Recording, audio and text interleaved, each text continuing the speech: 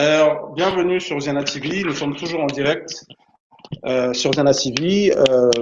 La conférence de mémoire est-il possible de développer le tourisme de mémoire en Afrique centrale? Donc, nous allons pouvoir recevoir notre deuxième invité, qui est Monsieur Éric Ompion, qui est lui un journaliste qui travaille aux États-Unis et qui va venir nous parler justement de tout l'intérêt du tourisme de mémoire. Donc, si la régie est prête, allô, Allô. Éric? Éric, est-ce que tu nous entends, Éric? Oui, je vous entends. Alors, est-ce Je que tu vous peux entends juste très bien. est-ce que Vous tu peux m'entendez? juste oui, oui, est-ce que tu peux débarrer ta caméra, s'il te plaît? Voilà. Oh, OK. Vous me Bon. voyez? Alors, oui, très bien. Bon. Bonsoir, Éric. Donc, merci Bonsoir. d'avoir accepté notre invitation. Alors, est-ce que vous pouvez très rapidement vous présenter pour nos téléspectateurs et ceux qui suivent notre conférence en ligne? Bonsoir à tous. Moi, c'est Eric Impion Ibani. Je suis originaire du Congo-Kinshasa, mais je vis aux États-Unis depuis presque 10 ans maintenant. Mhm. Et donc, j'ai plusieurs casquettes. Je suis avant tout entrepreneur. J'ai une entreprise du nom de Hive Management aux États-Unis, installée. On a deux bureaux, un bureau à Dallas et un autre à Cleveland dans l'Ohio. Et principalement, nous faisons plusieurs choses, notamment du coaching en gestion, du coaching en écriture, mais aussi nous permettons des gens qui veulent traiter affaires de se connecter. Parce que le problème, c'est que des fois, on peut avoir l'argent, mais on ne sait pas par où commencer.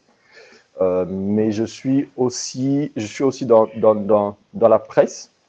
Je travaille avec une radio en Martinique, la radio FM Espoir en Martinique, D'accord, qui est d'accord. une radio chrétienne, mais qui a la particularité d'être très large dans les discussions.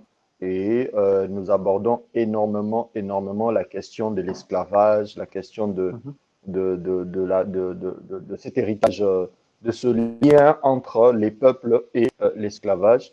Et enfin, je suis pasteur. Mhm. Certains diraient quel est l'intérêt pour un pasteur de se retrouver en train de parler d'esclaves et d'esclavage. J'ai dit, on m'a posé cette question un jour, je leur ai dit, déjà dans la Bible, nous prêchons la Bible, c'est vrai, mais la Bible, c'est aussi l'histoire d'un peuple, Israël, qui a été Mhm. utilisé comme ustensile pour enseigner d'autres peuples. Israël a été en esclave, a été esclave plusieurs fois en Égypte, à Babylone, tout ça. Et nous tirons des leçons de ce peuple. Mhm. Donc je pense qu'en tant que Congolais et en tant que chrétien, je pense qu'il est important que je me pose des questions sur mon passé et certainement je trouverai aussi des leçons qui peuvent m'être utiles dans ma vie de tous les jours. Donc c'est à peu près ce que je fais et donc, au-delà de la business de ce que je fais, j'ai aussi ma fondation qui a ses bureaux à Cleveland, dans l'Ohio, au Texas et ici à Kinshasa, où nous travaillons Mhm. principalement pour la promotion de l'éducation, de la culture et puis nous travaillons aussi dans le développement communautaire. Voilà, globalement, voilà à peu près ce que je fais. En même temps, je suis Très bien. auteur, je publie plein de livres. J'en ai déjà 3 sur le marché. D'accord, très bien.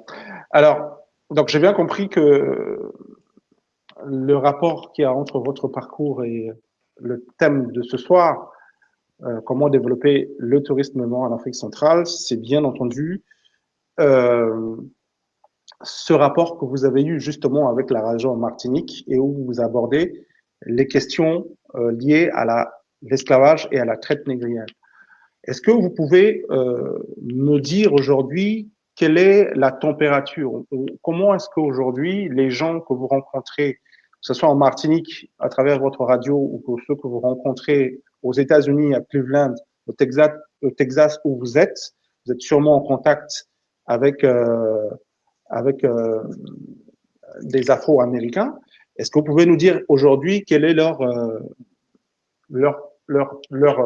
comment dirais-je, le mot m'échappe. Comment est-ce qu'ils ressentent aujourd'hui ces questions? Comment est-ce qu'ils abordent aujourd'hui ces questions de l'esclavage et de la traite négrière?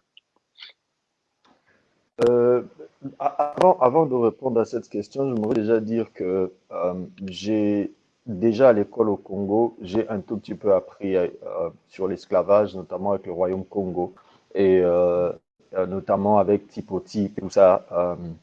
Mais c'est en arrivant aux États-Unis que hum, je me suis comme retrouvé face à des questions. Parce que vous rencontrez des gens, dans la culture américaine, ce n'est pas un problème de demander à quelqu'un d'où il vient. C'est vraiment quelque chose d'assez naturel, alors que c'est assez mal vu ailleurs. Et lorsque vous posez la question, venez d'où? Je viens du Congo. Ah, le Congo, euh, on vous cite comme ça, Goma, les gorilles de montagne, et puis on vous parle d'esclaves. Et je me trouvais à un certain moment, c'est que les gens venaient vers moi pour des questions que je n'avais pas. Et en tant que Congolais, ça commençait à me gêner. J'ai commencé à me dire, mais écoutez, en moi-même, je me dis, il y a quelque chose de chez moi que je ne connais pas. Euh, Déjà avec la radio en Martinique, ce qui me surprend en fait, ce qui m'a surpris, c'est de voir une radio chrétienne. Vous savez, la plupart des radios chrétiennes sont Alléluia, Amen, Bible, Jésus, et ils s'arrêtent là. Mais ce qui est bizarre avec cette radio, c'est que, quel que soit le débat que nous abordons, le lien avec l'esclavage revient de manière assez naturelle sur les débats. Ça veut dire que quelque part, en tant que pasteur, nous prêchons beaucoup sur le lien des familles, sur voilà, la délivrance, et nous faisons de fois allusion aux ancêtres et voilà, aux arrière-grands-parents de ce qu'ils ont subi. Donc, eux, quasi naturel, c'est quasi impossible de parler des questions même de leur foi et n'est pas lié à la n'est pas lié à l'esclavage. Alors, j'ai commencé à être invité comme ça dans plusieurs débats où je devais parler de non seulement du Congo, parce que la majorité des esclaves sont venus du Congo, mais aussi je devais aborder, comment dire, commenter certaines questions liées à la société américaine, notamment avec les Afro-Américains. Donc, c'est ce qui m'a poussé depuis un long moment de m'intéresser justement à cette question et donc de devenir un tout petit peu la réponse à toutes ces questions. D'une part, avec ceux qui sont aux Antilles, d'autre part, avec ceux qui sont aux États-Unis, et puisque les réponses que je devais avoir devaient venir du Congo, donc j'ai comme reconnecté mon cœur à cette terre. Le vrai ressenti, le vrai problème, c'est que depuis un moment, lorsque vous consultez la société américaine et la communauté afro-américaine de manière globale, vous vous rendrez compte qu'ils se sentent un tout petit peu étrangers tout en étant américains. Ils se sentent comme, comment dire, c'est comme si l'esclavage était parti, mais était en même temps et toujours là. Et vous voyez bien sûr avec différentes inégalités sociales qu'il y a aujourd'hui, notamment avec l'accès à certains services publics, notamment avec, on a vu avec la manière dont la police gère les citoyens même. Lorsque c'est un noir, c'est différent. Lorsque c'est un blanc, c'est différent. Et toutes ces choses ont poussé beaucoup d'Afro-Américains à se dire, bon, finalement, si ici nous ne sommes pas chez nous, ça veut dire qu'il y a un chez nous quelque part. C'est comme ça que beaucoup ont commencé à se dire, il faut essayer de revenir, il faut essayer de se connecter, il faut essayer de voir ailleurs, notamment en Afrique, qu'est-ce qu'il y a. D'où la question de l'île de Gorée, le Sénégal, parce qu'il y a quelque chose. Mais c'est fait aussi que nous rencontrons des gens qui vous disent, moi j'ai fait un test ADN, on me dit que je suis du Congo. Est-ce que vous avez des réponses pour moi? Nous essayons de discuter, nous essayons d'échanger. J'ai discuté par exemple avec un Afro-Américain récemment qui m'a montré l'acte de décès de son arrière-grand-père, arrière-grand-père, qui a débarqué en Caroline du Sud.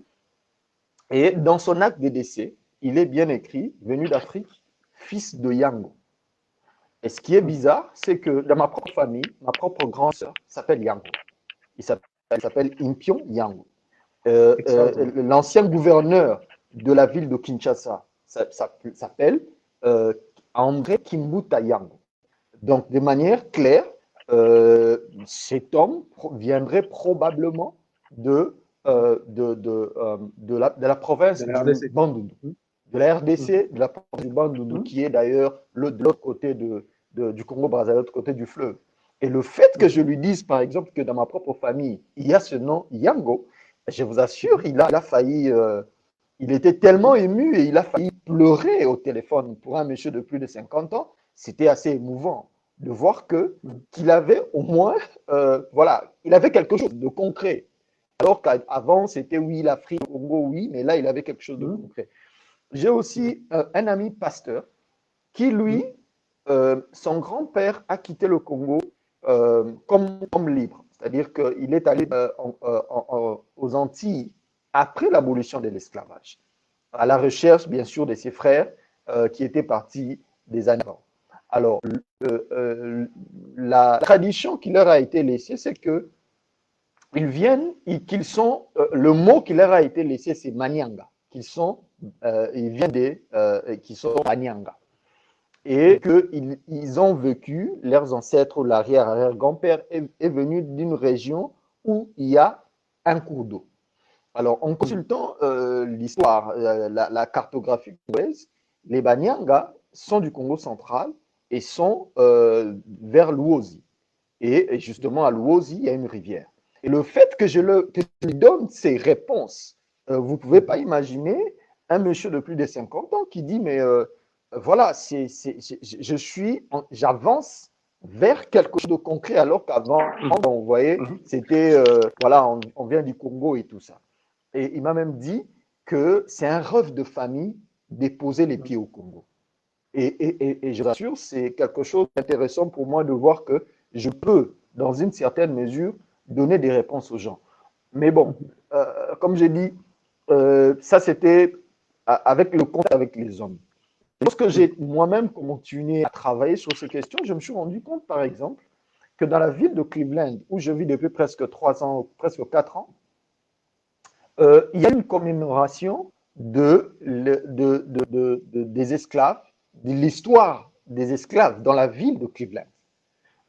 Il y a eu pratiquement une semaine d'activité comme ça, où anthropologues, historiens, fils d'esclaves, journalistes ont eu comme ça des manifestations culturelles pendant une semaine. Et ils ont même un centre culturel dédié à la communauté, principalement à la communauté afro-américaine, mais bon, bien sûr un peu à tout le monde, mais principalement à la communauté afro-américaine, qui porte un nom en Swahili, qui est une langue parlée en Afrique centrale, notamment au Congo et à l'est du Congo. Donc, vous voyez que je commence à me dire, à un certain moment, je me dis, devrais-je rester comme un simple monument que les gens passeraient ou je dois faire quelque chose? Et donc, c'est à peu près tout ça. Mais l'affaire George Floyd, la mort de George Floyd et toutes les autres personnes qui avaient été assassinées par la police Mhm. américaine a accentué la situation qui, pour que certains aujourd'hui se disent, il faut bien visiter l'Afrique, il faut bien faire quelque chose. Euh, Mhm. euh, le boxeur Mac Tyson par Mhm. exemple dit qu'il aurait fait un test ADN et que dans son test ADN, il est prouvé qu'il est au moins 50% originaire du Congo. Parce qu'il y a justement Mhm. des entreprises qui proposent ce genre de services. Et il y a aussi, je suis un show de Steve Harvey. Je ne sais pas si vous connaissez le comédien Steve Harvey, il est très populaire aux États-Unis. Il a lui-même visité le Ghana dans le passé. Et Mhm. un de ses spectateurs lui a posé la question qu'il voulait visiter un endroit, aller en vacances quelque part. Est-ce il avait besoin de suggestions de destination? Et ce qui est bizarre, c'est que Steve Harvey lui a dit, c'est vrai qu'il y a beaucoup d'endroits à visiter dans le monde, des endroits beaux, bien, des luxes modernes. Mais il lui a dit, en Mhm. tant que noir, en tant que, aux États-Unis, on dit africain-américain, il faut faire de son mieux et visiter l'Afrique au moins une fois avant de mourir. Et il a partagé son expérience lorsqu'il est arrivé en Afrique. Il a dit c'est quelque chose de spirituel, c'est inimaginable, c'est quelque chose d'incroyable. Et donc, on se dit, il faut faire quelque chose parce que le besoin est là. En fait, je ne sais même pas quoi ajouter parce que vous avez fait une démonstration claire et vous avez résumé à travers ce que vous venez de dire, effectivement, tout le potentiel qu'il y a autour du tourisme de mémoire en Afrique centrale. Parce qu'en réalité, comme j'ai toujours expliqué, aujourd'hui, un entrepreneur, il doit pas se poser la question, qu'est-ce que je veux vendre? Il doit se poser la question, qu'est-ce que les gens veulent acheter? Or, ce qui est extraordinaire, c'est qu'aujourd'hui, on a un marché immense des Afro-Américains, des Antillais, des Caribéens qui veulent venir en Afrique. Que demande le peuple, j'ai envie de dire? Quel est le tourisme qu'on cherche? Ils sont là, ils veulent venir. Et comme vous avez dit, ce ne sont pas des gens. Moi, je dis que ce ne sont pas des touristes comme les autres. Parce que ces gens-là, ils font une quête identitaire, spirituelle. Quelqu'un qui vient en Afrique, il vient en pèlerinage. C'est comme nous, hein. On est pareil. Nous, on vit en Europe. Mais aujourd'hui, bon, mes parents, moi, ils sont décédés. Mais quelqu'un qui vit en Europe, qui entend que son père est mort, sa mère est morte, même si on lui demande de payer le billet 10 000 euros, s'il a 10 000 euros, il va les payer. Parce qu'il n'imagine pas une seule seconde la personne qu'il a mise au monde être mise en terre et lui ne pas être là. Donc on voit la portée spirituelle. Et quelqu'un qui paye son billet 10 000 euros pour venir enterrer son père, c'est pas un touriste comme les autres.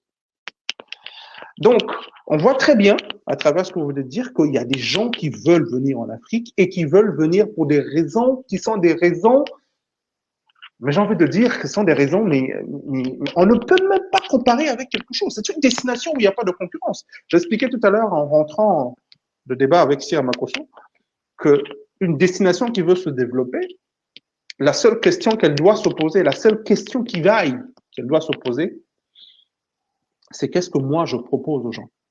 Pourquoi est-ce que les gens vont venir à Kinshasa, pas à Dakar, pas à Abidjan? Si vous répondez à cette question-là, vous allez trouver des touristes.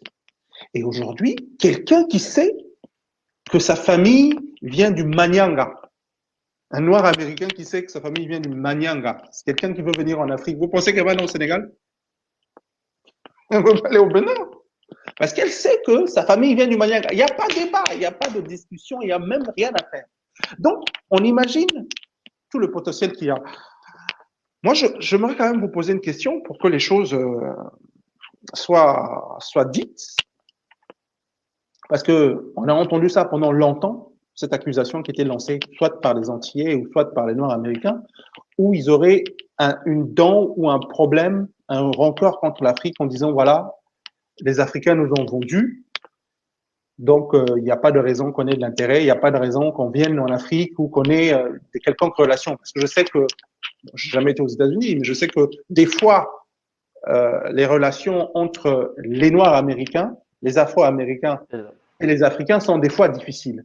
Donc, en tenant compte en fait de ces deux données, de ces deux informations qui sont justes ou pas justes, mais vous allez nous le dire, hein, malgré ça, comment est-ce qu'effectivement s'inscrit ce besoin quand même que les Noirs américains ont de plus en plus de venir en Afrique? Je vais illustrer ça par une image. Imaginez un enfant qui est né et qui a été adopté parce que sa mère a été certainement pauvre. Il y a des cas, par exemple, des femmes qui étaient pauvres, qui ne savaient pas nourrir un enfant, qui l'a fait adopter vers une famille un peu nantie, avec l'espoir qu'il ait un meilleur avenir. On a vu aussi des cas des enfants qui ont été volés en Amérique latine, un peu partout dans le monde, qui ont été vendus en Afrique, qui ont été vendus à des gens qui voulaient avoir des enfants un peu partout dans le monde. Imaginez un seul instant que cet enfant-là, au-delà de la dent qu'il a pour ses parents, qui l'aurait fait adopter ou voilà, au-delà de tout ce qu'on lui a dit, ne pensez-vous pas que cet enfant aurait besoin un jour de rencontrer cette mère qu'il aurait même abandonnée pour lui dire en face que tu m'as abandonné? C'est, comme je dis, c'est des choses qui sont spirituelles en tout. Ce n'est pas d'abord une affaire matérielle, financière. Vous savez, s'il y a des endroits, j'ai visité beaucoup d'endroits dans le monde, s'il y a des endroits à visiter, ce n'est pas l'Afrique. Des endroits beaux, bien, les gens vont à Dubaï, parce que c'est beau, c'est propre, c'est bien. Mais comme je vous ai dit, c'est des choses qui sont, en anglais on dit priceless, donc qui n'a pas de prix. C'est comme ton père que tu n'as jamais vu de toute ta vie, même si tu es millionnaire, voilà, tu te diras au moins une fois, je dois voir son visage, je dois voir à quoi il ressemble. Et beaucoup qui reviennent, qui veulent revenir, qui se disent peut-être que en revenant, nous comprendrons mieux ce qui se passe dans nos vies, nous comprendrons mieux notre société. Dire que les Afro-Américains, les Antillais en veulent aux Africains, j'ai entendu parler de ça, mais vous savez, on ne peut pas aller sur des spéculations, il n'y a aucune statistique qui le prouve, donc je ne veux ni soutenir ni aller contre cette affirmation, mais je pense que le besoin de se reconnecter est un besoin qui n'a pas de prix. Je vous ai donné l'exemple de cet ami pasteur. On dirait que spirituellement, il a donné, qu'il est chrétien, qu'il adore Dieu, qu'il a Dieu avec lui. Mais imaginez, ce besoin est toujours vivant. Imaginez. J'ai suivi un documentaire où, par exemple, une dame disait, je porte un nom blanc alors que naturellement, je ne le suis pas. Rien que le besoin de revenir vers l'Afrique pour dire à quoi je ressemblerais si j'étais resté en Afrique. C'est un besoin inimaginable.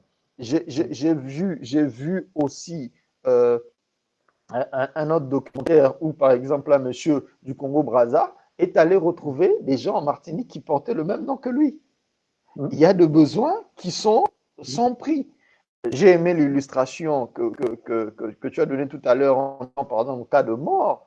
La mort est peut-être plus grave, mais rien qu'en cas de maladie. Moi, je reviens à Kinshasa chaque année, parce que je me dis, j'ai perdu mon père, j'ai ma mère encore qui est vivante, il faut que je la voie. C'est des choses qui, voilà, qui n'ont pas de prix. Des fois, je m'arrange à être là le jour de cet anniversaire. Donc, le besoin spirituel qui existe n'a pas de prix. Maintenant, la question pour nous, c'est comment les amener à faire cela? J'ai aimé ce que le professeur Igor Matonda disait tout à l'heure. Il a expliqué qu'aujourd'hui, le business qu'il y a autour est plus ou moins en train de falsifier l'histoire. Parce que les gens veulent se faire de l'argent parce que le Ghana propose des choses. Voilà, le Congo est comme entre parenthèses. Et on se dit, voilà, je pense qu'il est important aujourd'hui d'aller vers les gens, de les parler. Et s'il y a des questions, essayez de répondre aux questions. On verra que les choses vont s'ouvrir et les choses seront différentes. Il faut faire quelque chose. Voilà. Il ne faut pas rester dans les préjugés. Alors, il faut faire quelque chose, Eric. Nous sommes d'accord. Alors, qu'est-ce qu'il faut faire? À votre avis, à ton avis, qu'est-ce qu'il faut faire? Justement, le besoin est là, il est incontestable. Comment est-ce que les pays d'Afrique centrale peuvent s'organiser justement pour satisfaire ce besoin? À votre avis? Bon, déjà le fait qu'on en parle, c'est une très bonne chose. Parce que moi, je m'étais retrouvé seul face à ces questions. J'ai eu l'occasion d'aller visiter la Chine 2 fois. C'est vrai qu'une fois c'était pour affaires, mais la première fois c'était en vacances avec mon épouse. Je suis allé visiter la Grande Muraille de Chine. Parce que c'est un site mémoriel aussi. J'étais ébloui par ce qui se passe là. C'est un simple mur, c'est vieux, mais c'est des millions de gens. C'est incroyable ce qui se passe là-bas. Notre problème, c'est un manque d'organisation. Un manque d'organisation que nous devons résoudre. c'est vrai que les gouvernements africains, congolais, des deux Congos, ne comprennent pas forcément ou ne veulent pas comprendre ce qui se passe, mais je crois qu'en tant qu'entrepreneurs, nous devons faire quelque chose. Alors, moi, avec ma fondation, j'étais en 2019, j'étais au Congo, à Kinshasa, je me rendais à Goma pour une conférence. Et pendant mon voyage à l'aéroport, je rencontre justement le professeur Igor Matonda, que je connais depuis très longtemps. Et puis, pendant qu'on discutait, il me dit, ah non, il avait, je crois, 2 autres archéologues venus de Belgique, avec qui il allait au Maniema pour justement les fouilles archéologiques qu'il allait faire en rapport avec Type. Et justement, quand il m'a parlé de ça, j'ai dit, mais moi, j'ai des amis, j'ai des gens qui m'appellent, qui disent, écoute, il faut que tu nous amènes au Congo. Qu'est-ce que je dois visiter? Qu'est-ce que je dois faire? Il me dit, moi, j'ai des recherches, je travaille justement dans cette filière-là. On peut se voir pour parler. Donc, depuis, on a gardé contact. Moi, je crois que ce qu'il faut faire, la première des choses, il faut vulgariser la question. Parce que, comme je l'ai dit, j'ai vécu au Congo, ça fait 10 ans que je suis aux États-Unis, presque 10 ans. J'en sais plus sur le Congo en étant à l'extérieur, en étant à l'intérieur. Tu n'es pas le seul. Ce qui est justement malheureux. Pardon? Tu n'es pas le seul, malheureusement. Malheureusement. Donc, et ce qui est anormal. J'ai fait mes études, mon étude universitaire ici aux États-Unis. Les Américains parlent d'eux et d'eux-mêmes. Ils parlent très peu d'autres nations. Même quand vous prenez des exemples en matière d'affaires, c'est des exemples d'entreprises américaines. Lorsque vous parlez de la culture, ils parlent souvent de l'Afrique et des autres lorsque vous abordez des questions, par exemple, en matière d'anthropologie ou de diplomatie, c'est-à-dire qu'ils parlent des autres. Mais alors que chez nous, nous parlons plus des autres et nous ne parlons pas de nous-mêmes. Donc moi, je pense que ce qu'il faut faire, il faut faire un travail de 2 côtés. Le premier, c'est localement, en Afrique, au Congo, à Kinshasa, je ne sais pas moi, à Brazzaville, pour vulgariser la question. C'est vrai qu'on ne sera pas forcément bien entendu, mais il faut faire quelque chose. Parce que si rien n'est fait en amont, en aval, on ne pourra pas amener des gens. Il faudrait que les gens comprennent. C'est comme ça qu'avec ma fondation, nous avons décidé d'organiser une grande conférence qui aura lieu le mois prochain à Kinshasa pendant 2 jours initialement. Il y a un autre programme qui est prévu, mais on est encore en train de mettre en place pour le 3e jour. Donc, pour justement vulgariser la question.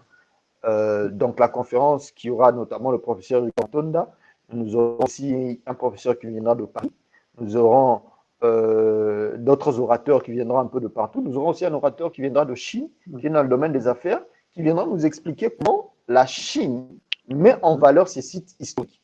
Et ça sera un moment pour nous, ça sera vraiment l'aspect business pour nous montrer comment ça se passe et tout ça.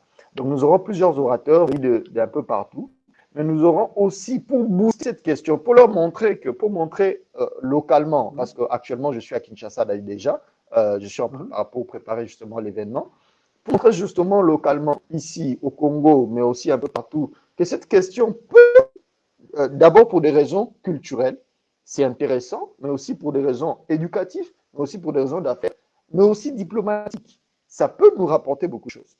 Alors, pour booster un peu, parce que vous savez, en Afrique, les gens sont un peu des Thomas, des saints Thomas, donc ils aiment voir, même si vous leur dites des choses qui sont vraies, quand ils n'ont pas vu, les gens ne croient pas. Alors, nous allons, selon le programme, amener au moins 2 descendants d'esclaves à Kinshasa. L'un viendra de Martinique, qu'il a déjà confirmé, et un autre qui viendra des États-Unis, pour que eux soient comme ce témoin, pour dire okay, moi, je suis américain, je suis esclave. Et un autre qui viendra de Martinique, et comme ça, d'abord, c'est ce travail de vulgarisation, mais ensuite, on verra comment, avec les pouvoirs politiques, on est en train de discuter pour avoir l'appui, même implicite, de pouvoir en place pour nous permettre de faire quelque chose. Et puis ensuite, ça c'est en amont, faire bouger les choses, pour que les gens comprennent, pour que les gens suivent la démarche. Et puis au niveau des États-Unis, mais aussi de tous les territoires où il y a des afro-descendants, leur dire qu'il est possible de venir chez vous, il est possible de venir visiter le Congo, il est possible de venir. Je sais que les questions d'insécurité sont tout le temps abordées. Euh, nous tenons à dire aussi aux gens, le Congo dont on parle d'insécurité, ce n'est pas le Congo que nous voulons vous faire visiter. Il y a la guerre à l'Est, qui a la guerre dans la partie Est du Congo. J'ai été à Goma, je n'ai jamais été inquiété. J'ai fait une semaine à Goma, je suis revenu. J'ai même fait le Rwanda à Gisenyi, je suis revenu. Donc, le Congo, tel que présenté deux fois par les médias, ce n'est pas ça la réalité. Donc, rassurer les gens, de leur dire, nous pouvons vous amener en sécurité, visiter les sites, revenir sans qu'il y ait de problème. Mais comme on a dit, nous devons travailler dans les deux sens pour que les choses bougent. Sinon, si rien n'est Alors, fait, ça sera catastrophique. alors j'ai une avant-dernière question à te poser. Si tu arrives à faire venir justement des touristes afro-américains ou afro-antillais, qu'est-ce que tu leur montres? Parce qu'ils vont pas payer leur billet 2000, 3000 euros pour venir voir le fleuve Congo, pour venir voir je sais pas moi, aller dans les boîtes de nuit, aller danser du ndombolo. Est-ce que tu penses pas, pour être honnête, pour être précis dans ma question, qu'il y a aussi ce travail de structuration euh, de la destination à faire de telle manière que quand ces touristes-là viennent, que ce soit au Congo-Brazzaville, que ce soit en Angola, qu'ils arrivent à voir des choses qu'ils sont venus rechercher, c'est-à-dire ces choses immatérielles-là qu'ils recherchent depuis des années, qu'ils puissent avoir, comme tu as su le dire tout à l'heure, les réponses aux questions qu'ils se posent depuis des décennies, voire depuis des siècles. Qu'est-ce que l'on peut faire justement pour ça, à ton avis? Parce qu'il n'y a pas un travail à faire. Et ce travail-là, parce qu'on a toujours l'habitude de dire oui, mais c'est le gouvernement qui ne le fait pas. Et c'est la même question que j'ai posée tout à l'heure à Igor. Est-ce que quelque part, la société civile, nos grands hommes, au lieu d'aller donner de l'argent seulement aux musiciens pour les mabangas, on pourrait pas aujourd'hui peut-être s'organiser pour mettre en place des musées, mettre en place un certain nombre de choses qui permettront à ce que les Afro-américains puissent venir voir les choses qui leur parlent, comme au Ghana ou comme au Bénin ou comme au Sénégal.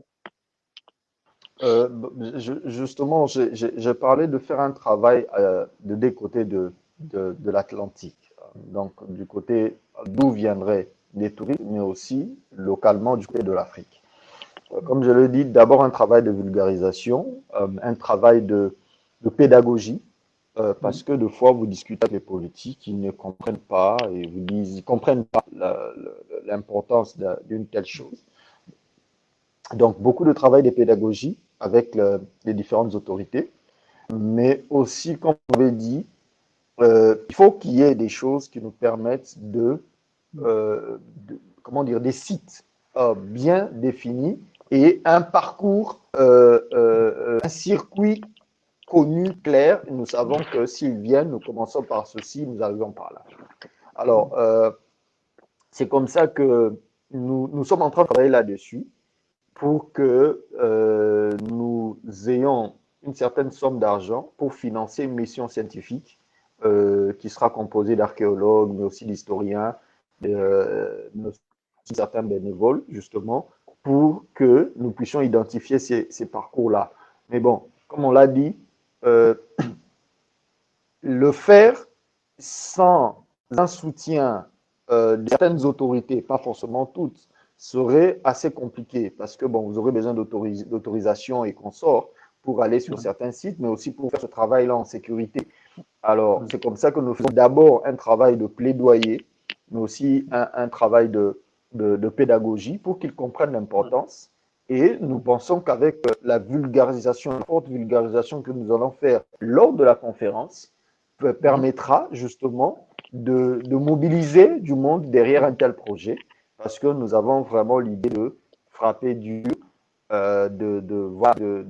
d'aller vers les médias, que ce soit communautaire, parce qu'on ne va pas seulement se contenter de Kinshasa.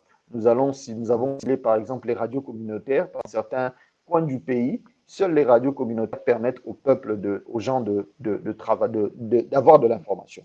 Et nous avons par exemple, qui est chargé de notre communication, a déjà répertorié près de 70 radios communautaires, même si nous n'allons pas travailler avec toutes ces radios, mais nous avons ciblé des radios assez connues communautaires qui permettront que l'info ne soit pas seulement donnée au niveau des grandes villes, mais aussi au niveau des villages, pour que eux aussi comprennent qu'ils valent quelque chose, qu'ils valent quelque chose. Donc, nous avons justement en train de travailler pour que, avant la première randonnée que nous allons organiser, qu'il y ait des choses bien définies, un circuit bien défini qui permettra qui devront visiter. D'accord. Donc, pour résumer, il faut effectivement que les pouvoirs publics, à défaut peut-être d'être impliqués, au moins comprennent l'importance du sujet sur lequel on est en train de travailler, comprennent qu'effectivement, grâce au tourisme de mémoire, parce que ces Afro-Américains-là, quand ils vont venir dans nos pays, un peu comme ça se passe ailleurs, hein, ce sont des consommateurs, ils vont emmener de la valeur, ils vont créer des emplois. Donc, quelque part, ce tourisme de mémoire-là, s'il se développe en Afrique centrale, j'ai envie de dire, les premières bénéficiaires, ça va être les populations. Et si les populations sont contentes, ce sont les politiques aussi, d'une façon ou d'une autre, qui vont en profiter. Donc, effectivement, on est bien conscient que ce tourisme-là, de mémoire, mais comme tous les autres tourismes ne peuvent pas se développer si les pouvoirs publics ne créent pas les conditions. Donc, effectivement, j'ai bien compris que le premier travail qu'il faut faire, c'est effectivement un travail de sensibilisation de la société congolaise en général, des sociétés congolaises en général, mais également des pouvoirs publics pour qu'ils comprennent l'importance effectivement des enjeux et que derrière, on s'organise, nous, en tant qu'entrepreneurs, en tant que scientifiques, pour élaborer des circuits sur lesquels, en fonction des travaux d'Igor ou d'autres, où on va justement leur montrer des choses qui vont effectivement faire en sorte qu'ils puissent, eux, se retrouver, qu'ils puissent justifier le fait qu'ils payent un séjour à 6 000 euros ou 10 000 euros. Voilà. Donc, merci beaucoup, Eric. Juste une dernière question, un peu comme pour les autres. Est-ce que tu penses, à la fin de cet échange, qu'il est possible de développer le tourisme de mémoire en Afrique centrale et en RDC? Très rapidement, pour finir. Oui, si je ne le crois pas, je ne serai pas à Kinshasa à ce moment. Très bien. Ce que nous voulons plutôt, ce que je souhaite plutôt, c'est une certaine solidarité autour de cette question. Je vis dans la société anglophone où les gens sont prompts à, à cerner les choses et à agir. S'ils ne peuvent pas, ils prennent un numéro, ils te disent tu peux trouver une solution auprès de telle personne. Alors que dans la société francophone, c'est des fois assez lourd à prendre. Même lorsque vous montrez l'intérêt, vous disent mais nous on gagne quoi? Alors que voilà, c'est assez lourd, mais il faudrait ceux qui comprennent déjà, si nous qui comprenons les choses, nous pouvons nous mettre ensemble et dire allons-y, faisons quelque chose. Je crois que ça sera intéressant. Parce que, pour terminer, je dirais, c'est quand même assez anormal que près de 45% d'esclaves qui sont allés un peu partout dans le monde viennent du Congo, mais lorsqu'on parle d'esclavage, qu'on parle du Sénégal, qu'on parle du Bénin, qu'on parle des autres, c'est quand même assez choquant. Et moi, en tant que Congolais, je ne peux plus continuer à supporter ces genres de choses. Surtout que je me retrouve en face des gens qui me posent des questions auxquelles je n'ai pas de réponse. Donc, je crois qu'il nous faut ensemble nous mettre quelque part, celui qui a une information, un contact, celui qui pense qu'il peut faire quelque chose, qu'ils viennent qu'on se mette ensemble pour travailler. Enfin, je dirais, je vis aux États-Unis, mais en même temps, je m'appuie sur ceux des scientifiques, mais aussi des organismes pour qu'ensemble, eux qui sont sur le terrain, que nous puissions travailler ensemble. Donc, il n'y a pas que ma fondation qui est là dans ce projet, mais nous avons aussi créé cette synergie où des organisations qui travaillent plus ou moins dans ces domaines-là puissent venir avec nous ensemble, pas seulement celui de la RDC, mais aussi du Congo-Brazza, et on espère aussi trouver d'autres personnes du côté de l'Angola pour qu'ensemble, qu'on fasse quelque chose. On peut pas continuer à voir l'histoire être falsifiée et de la sorte. Voilà. Alors, est-ce qu'on peut connaître les dates de la conférence? Est-ce que les dates sont déjà arrêtées ou c'est encore en pourparlers? La conférence aura lieu le vendredi 21 et le samedi 22 mai à D'accord. Kinshasa, à la salle de conférence du ministère des Affaires étrangères à Kinshasa, Gombe. Voilà. Vous pouvez Voilà, donc, traverser le matin de Brazzaville, ceux qui sont à Brazzaville, vous pouvez prendre le premier hors-bord le matin et vous descendez à Beach Ngobila et prenez un taxi, vous êtes là en 20 minutes. oui, d'accord. Alors, je parle au nom de Ziana TV, mais Ziana TV, qui est une chaîne de la diaspora, surtout de la RDC, enfin, du Congo-Brazzaville, je parle au nom de son promoteur qui nous écoute. Donc, ça sera avec un grand plaisir que s'il y a possibilité, effectivement, de pouvoir couvrir la manifestation, qu'on la couvrira. Parce que c'est des sujets, effectivement, qu'on porte avec Sir Makosso depuis plusieurs années. Donc, ça sera avec plaisir qu'effectivement, on pourra faire le partenariat, si c'est possible, pour que effectivement les sujets qui vont être traités lors de la conférence. Et je pense que vous êtes aussi en négociation avec une structure qui s'appelle Visiter le Congo pour essayer d'organiser une journée sur Brazzaville, sur la piste des esclaves de Brazzaville. Donc je pense qu'il n'y a pas de raison que ça ne puisse pas marcher. Au contraire, il faut y aller parce que c'est à nous de nous bouger. Les autres ne sont pas plus forts que nous, ne sont pas plus intelligents que nous. Les Sénégalais, on peut valoriser leur patrimoine, les Béninois et les Ghanéens. Donc il n'y a pas de raison que nous, on n'y arrive pas. Et je pense que c'est en nous mettant tous ensemble, en nous serrant le coude qu'on va y arriver. Donc, Eric, je te remercie. Ça sera avec plaisir avec Zian TV. Je tiens aussi à dire que la conférence sera retransmise en direct sur 2 radios en Martinique. Parce qu'ils veulent justement, voilà. Donc, déjà, donc Ziana TV sera le 3e média qui va diffuser cela en dehors du Congo. Mais on a aussi différents partenaires qui sont en train de nous contacter pour voir s'il y a lieu que ça soit carrément diffusé en direct à la télévision. Donc, on est en train vraiment de travailler et parce que l'essentiel, c'est vraiment que les gens de partout soient en contact avec la vraie information et ça sera un objectif, notre objectif principal. Très bien. Bon, merci beaucoup, Eric. Donc, au mois prochain, lors de cette belle conférence, effectivement, où on continuera justement à parler de la façon dont on peut valoriser notre incroyable patrimoine, non seulement autour de la traite négrière et l'esclavage, mais aussi autour du Royaume Congo et tout le patrimoine que nous avons, qui n'est pas suffisamment mis en valeur pour créer de la richesse et créer des emplois et de la richesse qu'ont besoin aujourd'hui nos compatriotes qui souffrent énormément. Merci beaucoup et je passe la main à Sir Makosso.